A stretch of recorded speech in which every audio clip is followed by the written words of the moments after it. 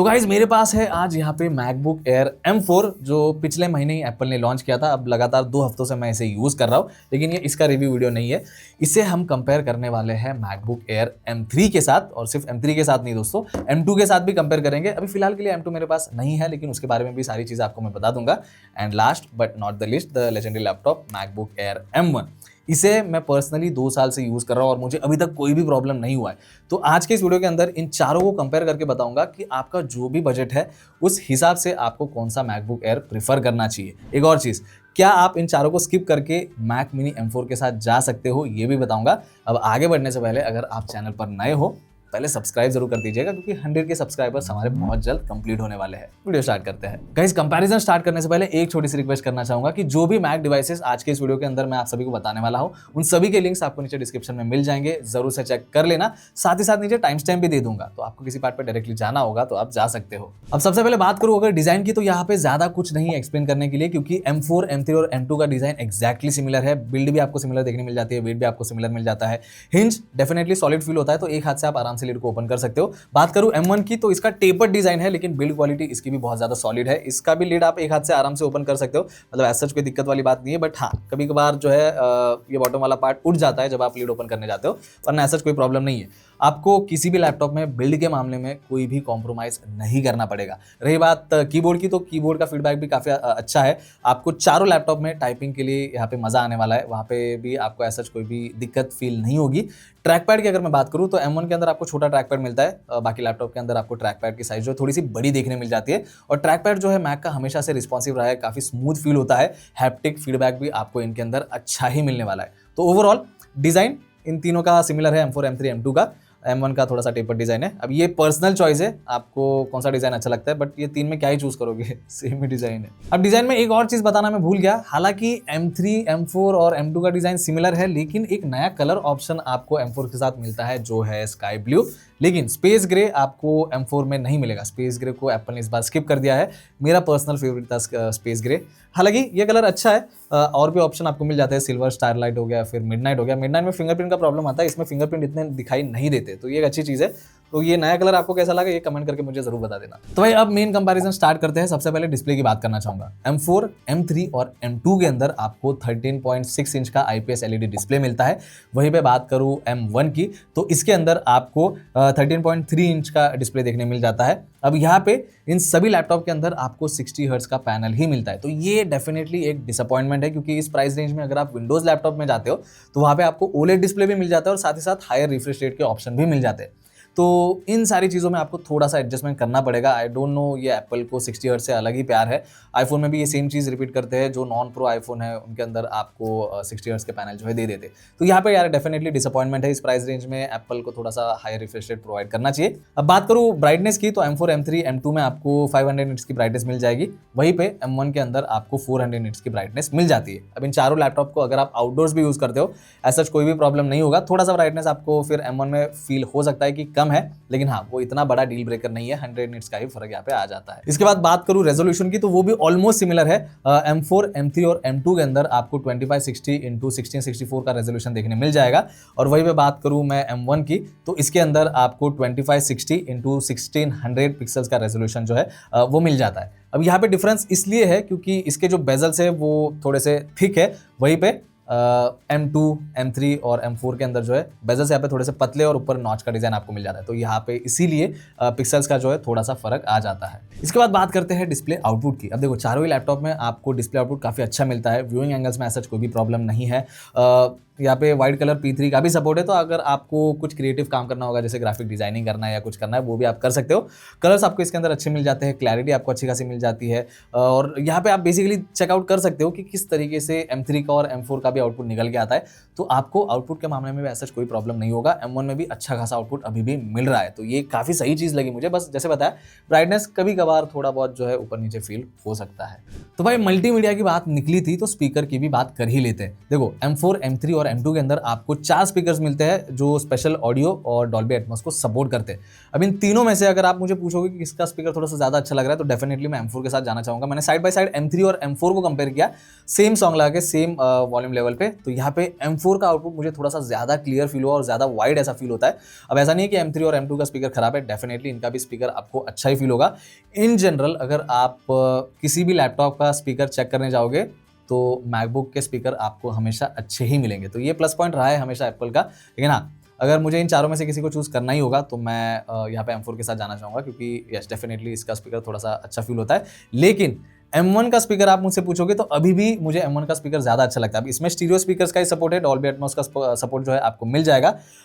मुझे पता नहीं यार, अलग ही प्यार है इसे, क्योंकि हो सकता है कि मैं 2 साल से इसे यूज़ कर रहा हूँ तो मुझे उसके स्पीकर की आदत हो गई है। तो हाँ, मुझे M1 का स्पीकर अभी भी अच्छा लगता है, लेकिन ओवरऑल जैसे मैंने बताया, अगर मुझे किसी डिवाइस के साथ जाना ही होगा तो मैं M4 के साथ जाना चाहूँगा, क्योंकि उसमें आपको स्पेशल ऑडियो का भी फीचर जो है वो मिल जाता है और थोड़ा सा क्लियर साउंड करता है। इसके बाद दोस्तों बात करना चाहूँगा मैं इनके हार्डवेयर की। OS और बाकी सारी चीज़ें जो है हम बाद में चेकआउट कर लेंगे।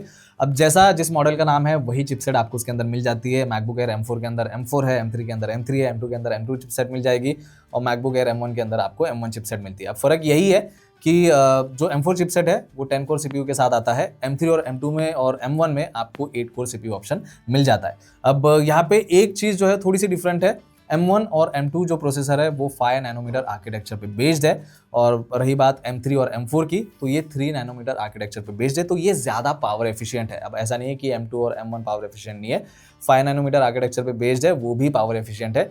अब मैं M1 बहुत टाइम से, जैसे आपको बताया कि मैं यूज़ करता आ रहा हूँ, मुझे दिन में जो है इसे वापस चार्ज पे लगाने की ज़रूरत नहीं पड़ती है। जब मैं मॉर्निंग में इसे यूज़ करना स्टार्ट करता हूँ, ऑलमोस्ट 5 या 6 बजे तक इवनिंग में मैं लैपटॉप पे ही रहता हूँ। बहुत सारी चीज़ें मैं इस पे सर्च करता हूँ, अपना स्क्रिप्ट रेडी करता हूँ, और भी कई सारी चीज़ें करता हूँ।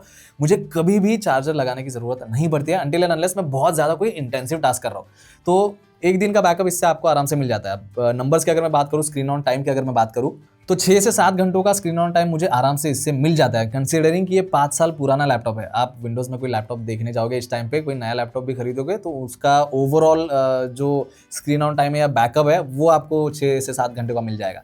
तो ओवरऑल बैटरी बैकअप कितना है हर एक डिवाइस का मैं आगे बात करूंगा, लेकिन वही बता रहा था कि पावर एफिशिएंट जो है ये लैपटॉप है, तो आपको एज सच बैटरी को लेकर कोई भी प्रॉब्लम नहीं होने वाली है। अब बात करूं मैं इनके परफॉर्मेंस की, तो पहले रैम भी चेकआउट कर लेते हैं भाई। अब देखो, जो बेस वेरिएंट है M4 का वो है 16 GB रैम का, इसमें 8 GB का ऑप्शन नहीं आता है। हालांकि आपको 8 GB का ऑप्शन जो है M1, M2 और M3 में मिल जाएगा, तो ये एक अच्छी चीज़ है कि इस बार 8 GB के साथ हमें नहीं रहना पड़ेगा, 16 GB का बेस वेरिएंट हमें मिल जाता है। और सबसे बड़ा चेंज यहाँ पे प्राइस के अंदर हुआ है, जो at the end of this video में आपको बता ही दूंगा। अब परफॉर्मेंस की बात जल्दी से कर लेते हैं। देखो, नंबर्स आप स्क्रीन के ऊपर चेकआउट कर सकते हो। M1 को अगर आप M4 के साथ कंपेयर करोगे तो वहाँ पे आपको बड़ा अपग्रेड जो है वो दिखाई देगा। M2 को और M4 को कंपेयर करोगे तो यहाँ पे भी आपको मेजर अपग्रेड दिखाई देता है, लेकिन M1 के कंपैरिजन में थोड़ा सा ही आप बोल सकते हो। अब M3 में और M4 में बहुत बड़ा यहाँ पे अपग्रेड नहीं है, मार्जिनल अपग्रेड आप बोल सकते हो, लेकिन हाँ, अपग्रेड डेफिनेटली है और चीज़ें यहाँ पे दिखाई देती है। अब यहाँ पे मैं नंबर्स को अगर साइड में रखूँ तो परफॉर्मेंस आपको हर लैपटॉप से अच्छा ही मिलेगा, लेकिन अगर आप इंटेंसिव टास्क करने चाहते हो तो वो थोड़ा सा M4 और M3 के ऊपर आप रिलाई कर सकते हो। अब स्पीड भी जो है वो आपको M3, M4 में थोड़ी सी ज़्यादा अच्छी देखने मिल जाएगी। M2 के अंदर SSD की स्पीड बेस वेरिएंट में थोड़ी सी कम थी, ये थोड़ा सा जो है ध्यान में रखना। तो अगर आपको वो मैटर करता है तो M3 या फिर M4 के साथ जो है आप जा सकते हो। अब मैंने M4 के ऊपर जो है और M3 के ऊपर जो है 4K वीडियो एडिटिंग जो है ट्राई नहीं किया था, प्रॉपरली एडिटिंग किया था, और आप देख सकते हो एडिटिंग बहुत ज़्यादा स्मूथली यहाँ पे हो जाता है। मतलब मुझे कोई लैग फील नहीं हुआ और यहाँ पे रेंडरिंग में भी मुझे बहुत ज़्यादा टाइम नहीं लगा। तो हाँ भाई, एडिटिंग डेफिनेटली 4K एडिटिंग आप कर सकते हो। बस एक चीज़ यहाँ पे मैटर करेगी कि अगर आप 10 बिट फुटेज यूज़ करते हो या फिर आप बहुत बड़े बड़े इफेक्ट यूज़ करते हो, अगर आपको आफ्टर इफेक्ट भी यूज़ करना होगा तो उन सब सिनारियोज में जो है आप इन लैपटॉप के ऊपर डिपेंड नहीं करते, तो उसमें मैं रेकमेंड करूँगा कि आप प्रो वेरिएंट की ओर जा सकते हो। लेकिन हाँ, ऐसा नहीं है कि इनमें एडिटिंग नहीं होगा। M4 और M3 के अंदर बहुत अच्छी एडिटिंग हो सकती है, M2 के अंदर भी आप अच्छी खासी एडिटिंग कर सकते हो। M1 मैं एडिटिंग के लिए अब रेकमेंड नहीं करूँगा। हालांकि एक टाइम था जब मैंने इसके ऊपर भी एडिटिंग ट्राई किया था, लेकिन हाँ, अभी के टाइम पे इसमें 4K एडिटिंग आप वैसे तो कर सकते हो, लेकिन इतना ज़्यादा रिलायबल मैं नहीं बोलूँगा इसे। तो हाँ भाई, आप इसे ऑफिस वर्क के लिए यूज़ कर सकते हो। अगर आपको नॉर्मल कोडिंग करनी है, अगर आप मल्टीपल टैब्स में काम करते हो ब्राउज़र के ऊपर, तो उस सिनारियो में जो है आप M1 को जो है बेसिकली यूज़ कर सकते हो। लेकिन बाकी जो इंटेंसिव टास्क है उसके लिए अब मैं M1 को जो है रेकमेंड नहीं करूंगा। उसके लिए आप M2, M3 और M4 की ओर देख सकते हो। हालांकि आपको मैं स्पीडोमीटर का नंबर भी यहाँ पे स्कोर जो है स्क्रीन के ऊपर दिखा देता हूँ, M4 का कितना है, M3 का कितना है। तो अगर आपको कोडिंग के लिए भी यूज करना होगा और बाकी मल्टीटास्किंग अगर आपको करनी होगी तो इन दो लैपटॉप से आप बहुत अच्छे से कर सकते हो। और सेम चीज़ मैं M2 के लिए भी बोल सकता हूँ, वहाँ पे भी आप मल्टीटास्किंग अच्छे से कर सकते हो। लेकिन हाँ, क्योंकि अब ये नए जनरेशन के लैपटॉप है, यहाँ पे रिलायबिलिटी थोड़ी सी और निकल के आती है। अब आगे बढ़ने से पहले एक चीज़ मैं आपको पहले ही बता दूं कि मैकबुक एयर के अंदर किसी भी मॉडल में आपको इनबिल्ट फैन नहीं मिलता है। तो इसके थर्मल्स कैसे हैं? अब मैं M1 बहुत टाइम से यूज़ कर रहा हूँ, मुझे हीटिंग इशू इसके अंदर कभी भी नहीं हुआ। अब ऐसा नहीं कि मैंने इसके अंदर इंटेंसिव टास्क कभी भी नहीं किया, बहुत बार किया है भाई, लेकिन ये हीट नहीं होता है। थर्मल्स जो है इसके अच्छे हैं, वार्म डेफिनेटली हो जाता है। और सेम चीज़ जो है मैं M2, M3 और M4 के बारे में भी बोलना चाहूँगा। थर्मल जो है एप्पल ने इनके बहुत अच्छे रखे हैं, वार्म डेफिनेटली होते हैं। अगर आपका एनवायरनमेंट बहुत ज़्यादा गर्म है तो वहाँ पे थोड़े से और हीटअप हो जाएंगे, लेकिन नॉर्मल रूम टेम्परेचर में अगर आप इसे यूज़ कर रहे हो तो वहाँ पे हीटिंग इशू एज सच आपको कोई भी देखने नहीं मिलता है। तो इसके थर्मल्स डेफिनेटली अच्छे हैं। अब यहाँ पे गेमिंग के लिए अगर आप इसे बाय करने का सोच रहे हो तो एप्पल में आप इतनी अच्छी खासी गेमिंग नहीं कर सकते। तो गेमिंग के लिए मैं इन चारों लैपटॉप में से किसी को भी रेकमेंड नहीं करूंगा। हालांकि आप M4 में गेमिंग कर सकते हो अच्छी खासी, बट हाँ, गेमिंग के लिए मैं डेफिनेटली इसको रेकमेंड नहीं करूंगा, क्योंकि आपको रिफ्रेश रेट भी बहुत ज़्यादा हाई यहाँ पे नहीं मिलता है। तो ओवरऑल अगर मैं परफॉर्मेंस को सम अप करूँ तो डेफिनेटली M4 और M3 अभी फिलहाल के लिए मेरी चॉइस रहने वाले हैं। सेकंड मैं यहाँ पे M2 को रखना चाहूँगा और लास्ट में मैं यहाँ पे M1 को रखना चाहूँगा।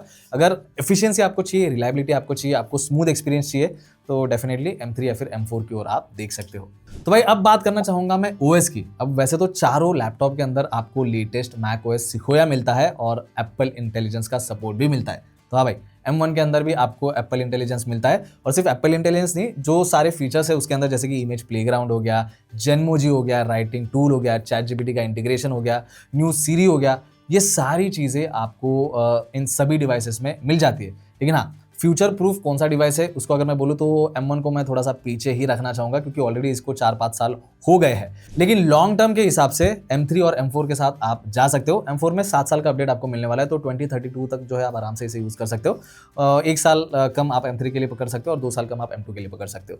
तो ओवरऑल OS को लेकर ऐसा कोई प्रॉब्लम नहीं है। एप्पल इकोसिस्टम में जो सारे इनके फीचर्स मिलते हैं, जो ऑप्टिमाइजेशन है मैक OS का, वो भी अच्छा खासा आपको यहाँ पे देखने मिल जाएगा, स्मूथ एक्सपीरियंस आपको मिल जाता है। इसके बाद दोस्तों कैमरा की भी बात कर लेते हैं, क्योंकि वीडियो कॉल तो आप करोगे ही मीटिंग्स के लिए। तो M4 जो है इसके अंदर आपको नॉच डिज़ाइन मिलता है, M3 और M2 में भी आपको नॉच डिज़ाइन मिल जाएगा। लेकिन डिफरेंस ये है कि M4 में आपको 12 मेगापिक्सल का सेंटर स्टेज कैमरा मिलता है, और रही बात M3 और M2 की, तो इसके अंदर आपको 1080p रेजोल्यूशन वाला फेस टाइम कैमरा मिल जाएगा, लेकिन वहाँ पे वो 12 मेगापिक्सल का सेंटर स्टेज कैमरा नहीं मिलता है। और बात करूँ मैं यहाँ पे M1 की, तो इसमें 720p का फेस टाइम कैमरा जो आपको मिल जाता है, जिसकी क्वालिटी बहुत ज़्यादा अच्छी नहीं है। इसको डिसेंट सी बेसिकली क्वालिटी अगर आपको चाहिए होगी तो M3 और M2 के साथ आप जा सकते हो। लेकिन बेस्ट क्वालिटी अगर आपको चाहिए तो भाई ये 12 मेगापिक्सल का जो सेंटर स्टेज कैमरा है वो काफ़ी अच्छा है। और सेंटर स्टेज जब आप ऑन रखते हो तो आप कहीं पे मूव कर रहे हो स्क्रीन पे, तो आपको सेंटर में रखने की कोशिश करता है। और साथ ही साथ डेस्क व्यू का एक एडिशनल ऑप्शन M4 के अंदर आपको मिल जाएगा। तो उसी कैमरा से अगर आप कुछ टाइप कर रहे हो तो आप दिखा सकते हो, या फिर आपको कुछ भी दिखाना होगा तो अगर आपने नीचे हाथ रखा है तो डेस्क व्यू उस चीज़ में काम आता है। लेकिन हाँ, अगर आप आईफोन को एज अ डेस्क व्यू या फिर एक्सटर्नल कैमरा यूज़ कर रहे हो तो उसका डेस्क व्यू वाला ऑप्शन थोड़ा सा ज़्यादा अच्छा और क्लियर है। और दोस्तों ये जो डेस्क व्यू वाला फीचर है वो M3 और M2 और M1 के अंदर नहीं आता। इसके बाद दोस्तों बात करते हैं कनेक्टिविटी की। M4, M3 और M2 के अंदर आपको Wi-Fi 6E और Bluetooth 5.3 का सपोर्ट मिलता है। वही पे बात करो M1 की, तो इसके अंदर आपको Bluetooth 5.0 और Wi-Fi 6 का सपोर्ट मिल जाता है। टच आईडी आपको इन चारों लैपटॉप में मिल जाएगा, वहाँ पे ऐसा कोई दिक्कत वाली बात नहीं है, और टच आईडी को आप मल्टीपल चीज़ों के लिए यूज़ कर सकते हो। इसके बाद दोस्तों फाइनली बात करना चाहूँगा मैं बैटरी की। अब देखो, मैकबुक एयर M4 के अंदर थोड़ी सी एक्स्ट्रा बैटरी है अगर आप कंपेयर करोगे M3 से। इसके अंदर आपको 53.8 वाट की बैटरी मिलती है, जो 11 से 12 घंटों का बैकअप आपको प्रोवाइड करके दे देगी। और ये छोटा नंबर नहीं है दोस्तों, बहुत बड़ा नंबर है। 11-12 घंटों का बैकअप कोई भी लैपटॉप इजीली प्रोवाइड नहीं करता है। तो ये बहुत ज़्यादा पावर एफिशिएंट है, क्योंकि उसका प्रोसेसर भी यहाँ पे 3 नैनोमीटर आर्किटेक्चर पे बेस्ड है। अब वही पे बात करूँ मैं M3 और M2 की, तो इसके अंदर सिमिलर बैटरी पैक जो है आपको मिल जाता है, जो है 52.6 वाट आवर का। और यहाँ पे बैकअप में थोड़ा सा चेंज इसलिए आपको मिलेगा क्योंकि M3 जो है 3 नैनोमीटर आर्किटेक्चर पे बेस्ड है और M2 5 नैनोमीटर पे है। तो इसके अंदर M3 के अंदर जो है आपको 10 से 11 घंटे या फिर 9 से 10 घंटों का बैकअप मिल जाएगा। वहीं पे M2 के अंदर जो है आपको 8 से 9 घंटों का बैकअप मिल जाता है। इसके बाद बात करूं M1 की, तो इसके अंदर 49.9 वॉट आवर की बैटरी है, जिसका ओवरऑल बैकअप आप एक्सपेक्ट कर सकते हो somewhere around 7 to 8 hours. And trust me on this one guys, इस लैपटॉप को मैं डेली यूज करता हूँ मॉर्निंग टू इवनिंग, और जितना मेरा एक्सपीरियंस रहा है मुझे कभी चार्जर कनेक्ट करने की ज़रूरत नहीं पड़ती है इस टाइम पे, जब तक मैं इंटेंसिव टास्क नहीं कर रहा। अगर मैं कुछ इंटेंसिव टास्क कर रहा हूँ बस तभी मुझे चार्जर कनेक्ट करना पड़ता है, वरना अगर मैं ब्राउजर यूज़ कर रहा हूँ जो कि दिन भर ओपन रहता है और मल्टीपल टैब्स ओपन रहते हैं, तो वहाँ पे उस सिनारियो में मल्टीपल एप्लीकेशन भी अगर मैं यूज़ कर रहा हूँ तो मुझे चार्जर कनेक्ट नहीं करना पड़ता। एक दिन का बैकअप मुझे ये आराम से दे देता है। तो इन शॉर्ट, बैटरी में भी आपको किसी भी लैपटॉप में कोई भी कॉम्प्रोमाइज नहीं करना पड़ेगा। अब बढ़ते हैं फाइनली प्राइस की ओर। M4 का जो बेस वेरिएंट है दोस्तों, जो 16 GB रैम और 256 GB स्टोरेज के साथ आता है, वो आपको कॉस्ट करेगा समवेयर अराउंड 1 लाख रुपीज। और कार्ड डिस्काउंट या फिर बैंक ऑफर अगर आप यूज करते हो तो यहाँ पे ये आपको 96,000 में भी जो है मिल जाएगा। अगर आपके पास स्टूडेंट आईडी है तो और कम में भी आपको ये मिल जाता है। इसके बाद बात करूं M3 की, तो इसका बेस वेरिएंट 8 GB रैम का है और 256 GB स्टोरेज का है। ये इस टाइम पे आपको मिलेगा समवेयर अराउंड 97 या 98,000 रुपीज। अब देखो, इसमें चीज़ें कम है फिर भी महंगा है, हालांकि इसके ऊपर भी आपको डिस्काउंट मिल जाता है, लेकिन वैल्यू फॉर मनी मैं अभी भी M4 को बोलना चाहूँगा। सिमिलरली अगर मैं बात करूँ M2 की, तो उसका जो बेस वेरिएंट है वो भी 8 GB रैम और 256 GB स्टोरेज का है, और उसका प्राइस आप एक्सपेक्ट कर सकते हो समवेयर अराउंड 80,000 या 85,000 रुपीज़। वहाँ पे भी आपको कार्ड डिस्काउंट जो है मिल जाएंगे, और जब सेल चलता है दोस्तों वहाँ पे हर एक लैपटॉप का प्राइस जो है ड्रॉप हो जाएगा, तो बेस्ट टाइम वही होगा बाय करने का। लेकिन अभी फिलहाल के लिए आपको बाय करना होगा तो आप लिंक्स जो है नीचे डिस्क्रिप्शन में चेकआउट कर सकते हो। M1 बहुत ज़्यादा नहीं बचा है सेल पे, आपको ये सेकंड हैंड बहुत सस्ते में मिल जाएगा, लेकिन नया मॉडल अगर आप बाय करने का सोच रहे हो तो इसका बेस वेरिएंट आपको 8 GB 256 GB का ही मिल जाता है, और ये आपको कॉस्ट करेगा समवेयर अराउंड 60,000 रुपीज़ या 50,000 रुपीज़। इसका बहुत प्राइस ऊपर नीचे होता रहता है, और सेल में तो ये 50,000 तक आपको 50,000 तक बेसिकली आराम से मिल जाना चाहिए। तो जैसे बताया, सबके लिंक्स आपको नीचे डिस्क्रिप्शन में मिल जाएंगे, ज़रूर से चेक कर लेना। अब प्राइस के हिसाब से इन चारों लैपटॉप में से कौन सा लैपटॉप आपको प्रिफर करना चाहिए, सिंपल शब्दों में एक्सप्लेन करने की कोशिश करूंगा।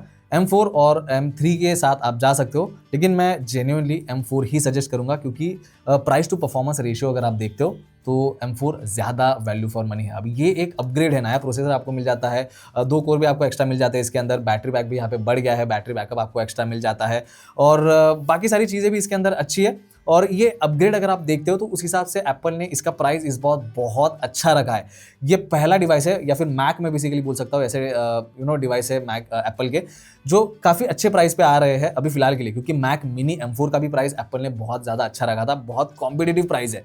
तो जिस प्राइस पे मैक मिनी M4 अवेलेबल है वो तो बहुत ही सही है, वो बहुत ज़्यादा वैल्यू फॉर मनी मुझे लगता है, लेकिन उसके कुछ एडजस्टमेंट आपको करने पड़ सकते हैं, कुछ लिमिटेशंस उसके आ जाते हैं। वो क्या है वो थोड़ी देर में आपको बता देता हूँ।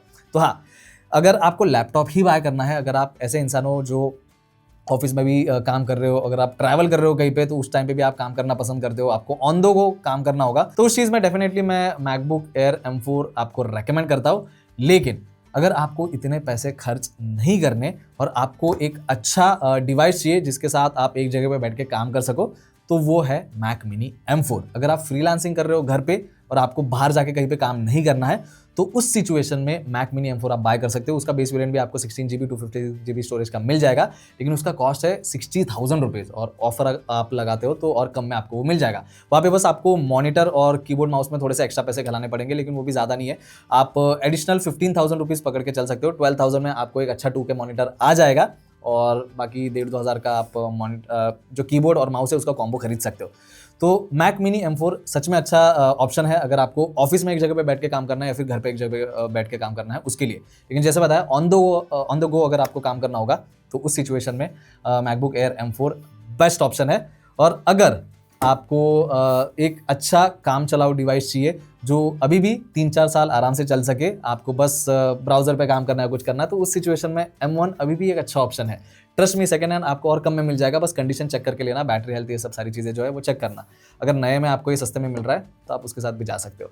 तो यही था दोस्तों आज के इस कंपैरिजन वीडियो के लिए। वीडियो अगर आपको अच्छा लगा है, हेल्पफुल लगा है, तो लाइक और सब्सक्राइब दोनों कर देना। और एक बार जाने से पहले फिर से बोल देता हूँ, लिंक्स नीचे डिस्क्रिप्शन में है, जरूर से चेकआउट कीजिए, और कुछ आपके सवाल होंगे तो कमेंट सेक्शन में आप मेंशन कर सकते हो। Thank you.